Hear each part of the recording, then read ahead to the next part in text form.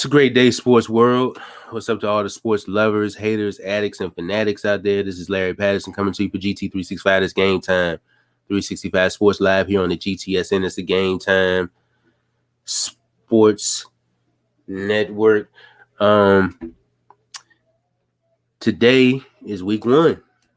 And this is where the rest of the slate of games coming in. You got the Sunday night football matchup tonight. You got the Monday night football matchup tomorrow night.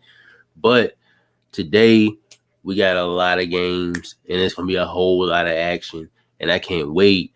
So whether you got your game day snacks, your popcorn, your chips, whatever it is, man, in about an hour and a half, man, or 2 hours, kick back, man. Just relax, man. It's Sunday, man. It's week 1, baby. Hell yeah, man. We'll get to the slate of games in a minute, but we're going to the Dallas Cowboys in the Tampa Bay Buccaneers matchup on Thursday night. Tampa Bay defeated Dallas 31-29. Tom Brady 32 of 50, 379 yards, 4 touchdowns, 2 interceptions. Leonard Fournette 9 for 32 in the run game. Ronald Jones 4 for 14. They had a pair of turnovers. Ronald Jones had a fumble. Fournette had a pass that was off the tip of his fingers. They ended up being an interception. So not really Tom's fault, but you know it is what it is. Antonio Brown 5 for 121 and a touchdown. Chris Godwin 9 for 105 and a touchdown. Rob Gronkowski 8 for 90 and 2 touchdowns. Leonard Fournette also 5 for 27 in the pass game, and Mike Evans just 3 for 24. Giovanni Bernard just 2 for 12. In the defensively, Devin White, Levante David led all tacklers with 11 total tackles. Devin White had 10. Antoine Winfield had 8. Jamel Dean had 9. Ross Cockrell had 5. Pierre Paul had 3. Shaq Barrett had 4 total tackles and a sack. Carlton Davis had 2 total tackles and an interception. So that was basically, there was also the play at the end of the game where Chris Godwin kind of pushed off. It was a push off, but you know they didn't call it, so it is what it is. So now Dallas has to go into next week facing the Chargers with an 0-1 record. And I think they'll be fine. I think they'll be pretty good. Tampa Bay will face Atlanta in week 2. Dallas, on the Dallas side of the ball, Dak Prescott 42 of 58, 403 yards, 3 touchdowns, 1 interception. Ezekiel Elliott 11 for 33 in the run game. Tony Pollard 3 for 14. Dak also provided 13 yards. Amari Cooper 13 for 139, 2 touchdowns. CeeDee Lamb 7 for 104 and a touchdown. Dalton Schultz 6 for 45. Michael Gallup 4 for 36. Tony Pollard 4 for 29. Cedric Wilson 3 for 24. Blake Jarwin 3 for 20. So there's a lot of spreading of the ball out, and you're going to see a lot of that this year because the Cowboys are going to be pretty good. As far as defensively, Anthony Brown, who got torched all night, he had 11 total tackles. Jaron Kearse 9 total tackles. Michael Parsons had 7. DeMarcus Lawrence 5 total tackles. No sacks for the boys, but Damani Casey had 2 total tackles. He also had a forced fumble. Trayvon Diggs had an interception and a tackle. Jordan Lewis had 2 assisted tackles, but he also had an interception and a fumble recovery. So that pretty much rounds out, you know, all of the little short synopsis about the game. So that's under the belt. Other games today consist of, you got Philly and Atlanta. I think I got Atlanta winning this one 34-28. Atlanta's favored by 3.5 points. I really think that this is going to be a matchup that's going to go like the distance. Like it could be a very high scoring, more scoring than 34-28, because both defenses just really don't scare me. And I really think that Atlanta's receivers kind of have an advantage over the Philly defenders, especially in the back end. Darius Slay more than likely is Philly's top corner. He'll be going against Calvin Ridley. I like to see that matchup. Darius Slay hasn't been the same. He was all right last year, but he wasn't the same corner like he was in Detroit, and hopefully he gets back to that form this year. But him and Calvin Ridley is a nice matchup I like to see. Also, TJ Edwards and Kyle Pitts. We get to see Kyle Pitts today. TJ Edwards, one of the more up and coming linebackers coming up in the league. You also got Brandon Graham on Philly also. Falaranzu Olakun for Atlanta. Atlanta for the past couple years had a pretty stout run defense. So I don't really see Miles Sanders doing a little too much, or Jalen Hurts doing too much in the run game. But it could happen on those RPOs. But I got Atlanta winning 34-28. The second game, you got Carolina hosting the New York Jets. I got Carolina winning that one 28-20. Carolina is favored by 4 points. Sam Darnold faces off against his former team, the team that let him go. There was a little speculation that in the offseason that Carolina could have been going after Zach Wilson or Trevor Lawrence or whomever. But they traded for Sam Darnold, and they got their guy. Hopefully, he's got better weapons over there now. He's got better weapons over there now. So with Robbie Anderson and you got DJ Moore. We'll see how Christian McCaffrey. So maybe Sam Darnold won't have to do as much. You got Christian McCaffrey out there moving needles and everything. He should be back at full strength. The Jets. I like to see the matchup between whether it's Robbie Anderson or DJ Moore going against Bryce Hall, the young defensive back for the Jets. And hopefully they won't hurt him too bad. But the Jets up front, I like to see the up front unit with the Jets and Christian McCaffrey. How does that whole situation go out? How does Sam Darnold do against that defense?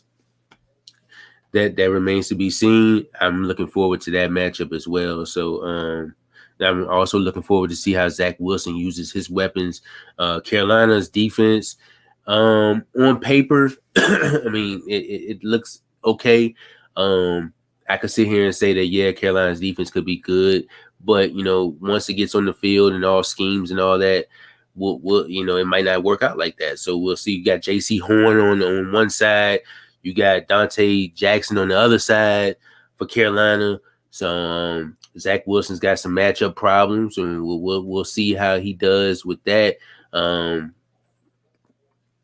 We'll also see how my man Quinnen Williams, who's expected to have a big turnout year, see how he does. Looking at Mekhi Becton also. On the left side, see how he protects Zach Wilson. So I got Carolina winning that one. I got next game, the Chargers and Washington. Washington are 1.5 favorites. Chargers coming all the way over to the East Coast. Sometimes that can have some issues because with the time zones and everything like that. But I think that the Chargers can come in here and take care of business. I really think they can. Being that Justin Herbert, it was a rookie of the year last year. Justin Herbert, I definitely see him as an MVP in the next coming years. So we'll see how that goes. Washington's defense, though, is pretty terrible. So I'm not completely writing them off. You got the duo of Chase Young and Montez Sweat, and call him Young and Sweaty. So that they're going to be doing their part in going after Justin Herbert today. Justin Herbert's also got some offensive line help with Corey Lindsey just being signed in the offseason. That seems to be a very interesting matchup.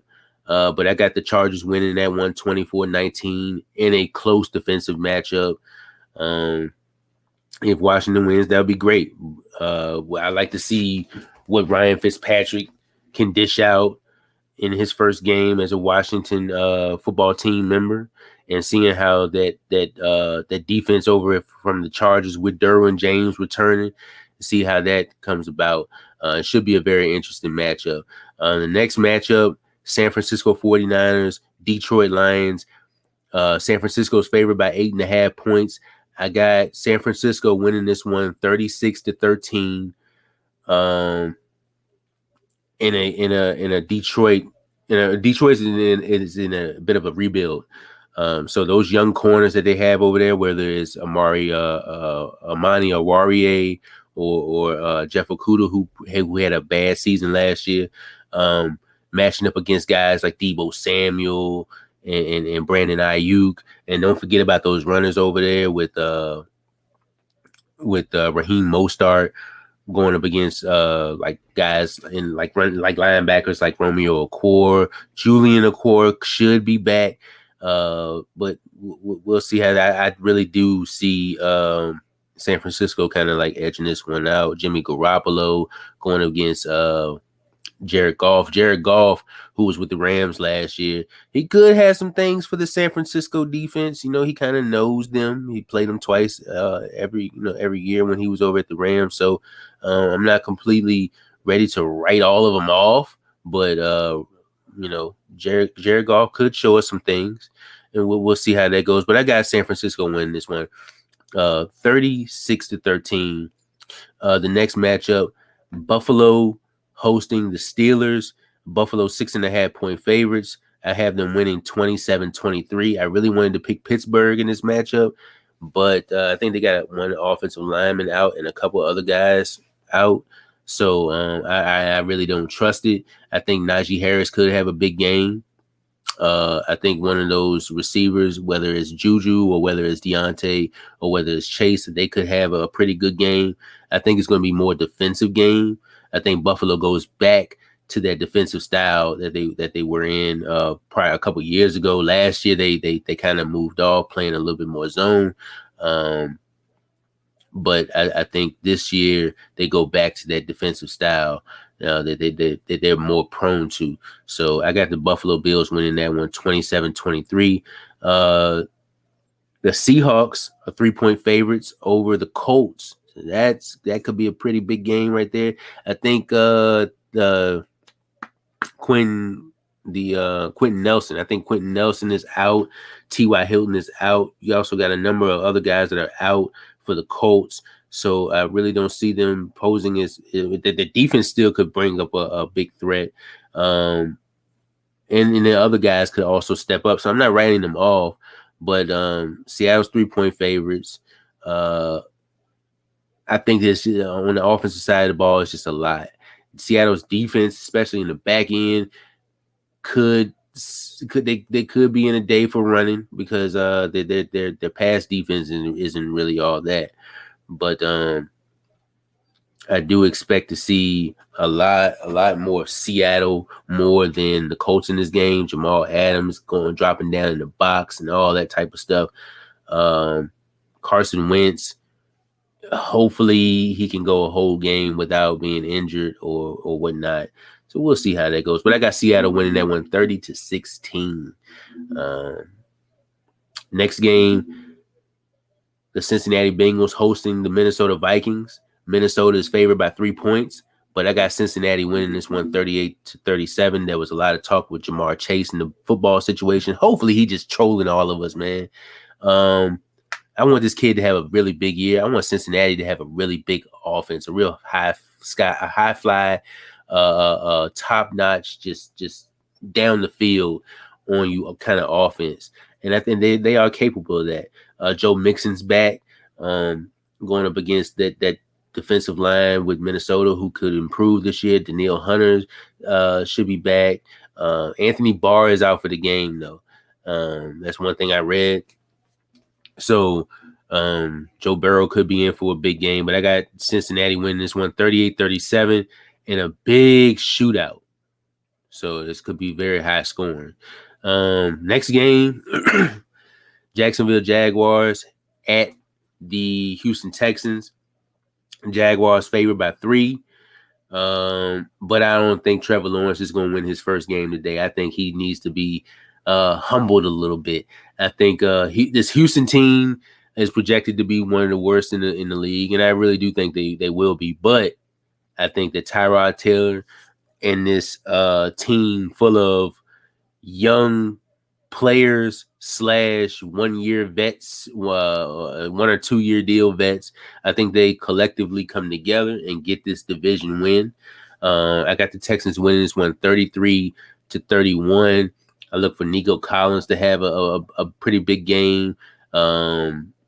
Maybe the run game for the Texans, whether it's Phillip Lindsay, whether it's Mark Ingram or whomever, they can, get something going over there. They traded Bradley Roby, which he wasn't slated to play this week anyway. So, but I don't really see too much defense coming out this. If it is, it'll come from the Jacksonville side. But I still got the Texans winning this one 33-31. The next game was a hard one for me. Arizona headed to Tennessee. Tennessee is favored by 3 points, but I got Tennessee losing this one, and mainly because I think of the pass rush duo of J.J. Watt and Chandler Jones can definitely get after Ryan Tannehill today. We'll see if Tennessee's offensive line is improved. Julio could have a big day. A.J. Brown could have a big day. Derrick Henry could have a big day, but I look for them to kind of stop that run a little bit. But DeAndre Hopkins could be posed in for a good game. Whether Caleb Farley, I think Caleb Farley is playing. So him, whether he's matched up against A.J. Brown or whether it's against Christian Kirk or DeAndre Hopkins, either way, he's gonna have he's gonna be in for a big day. Whether it's on the losing end or the winning side, we'll see. It's slated to be a big matchup today. I'm excited for that one. So I got Arizona winning that one 40-35 in a big, huge shootout.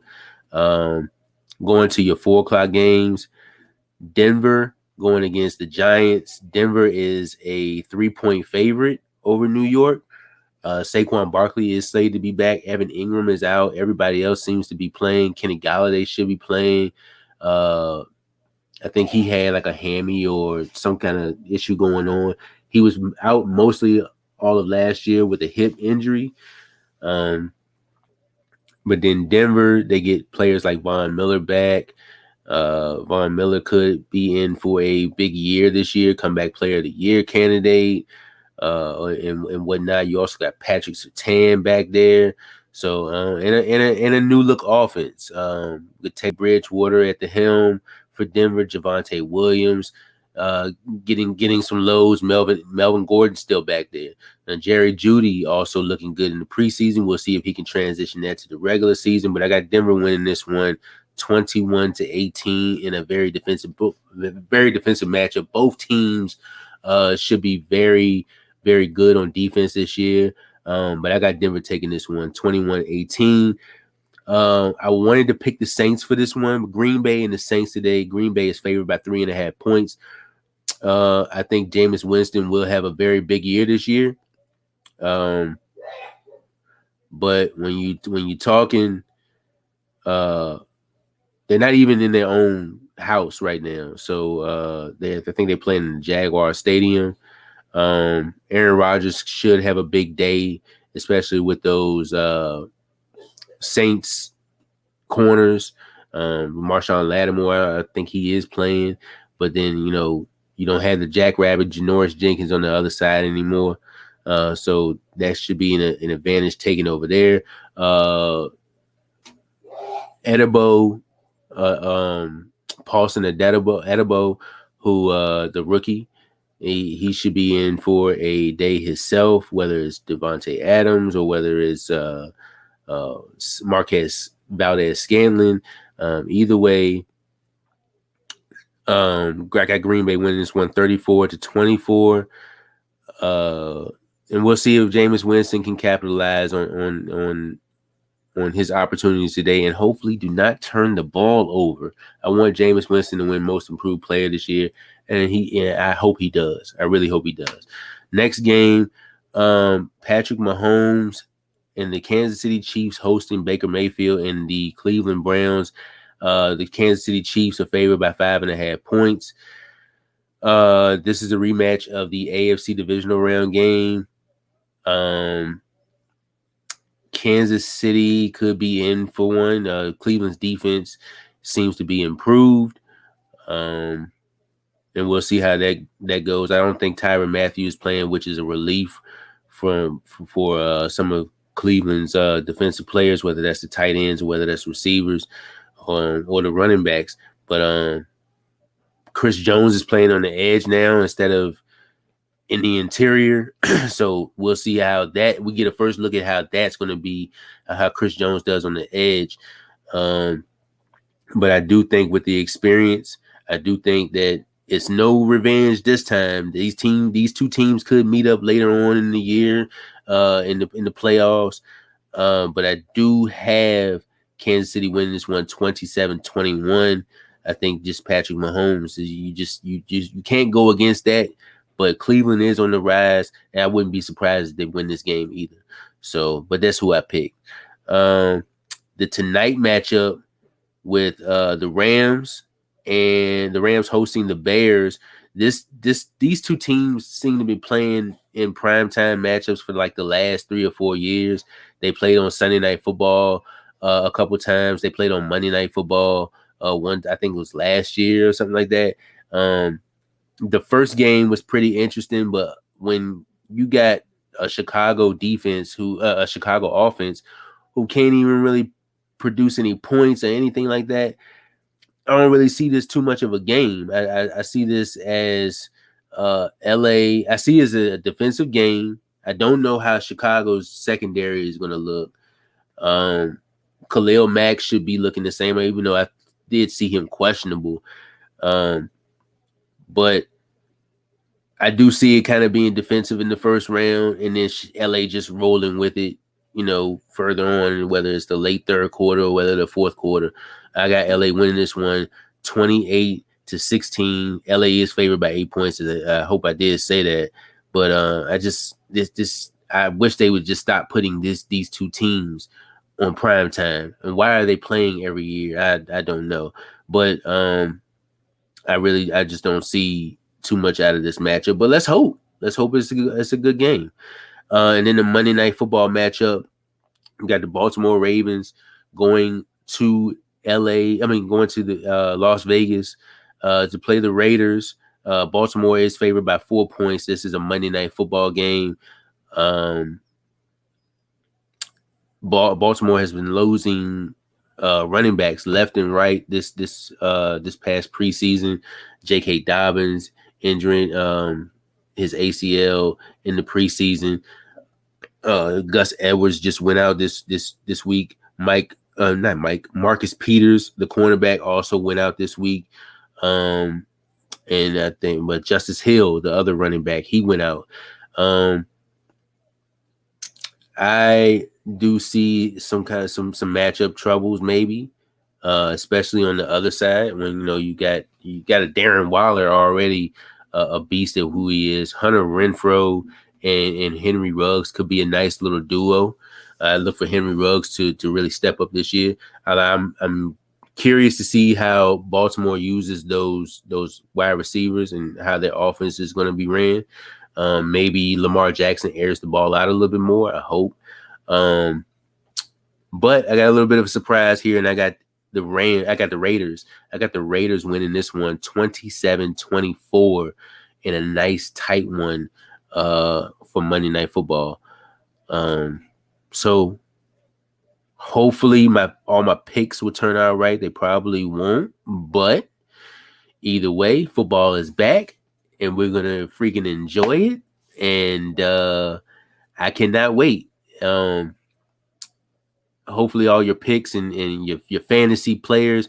Next week I'll be listing some fantasy players and fantasy matchups and all that other stuff. But it's been kind of short this week. So but with that being said, this is Larry Patterson for GT365. That's Game Time 365 Sports. Thanks for watching the little short pre-show. And we'll see you next time.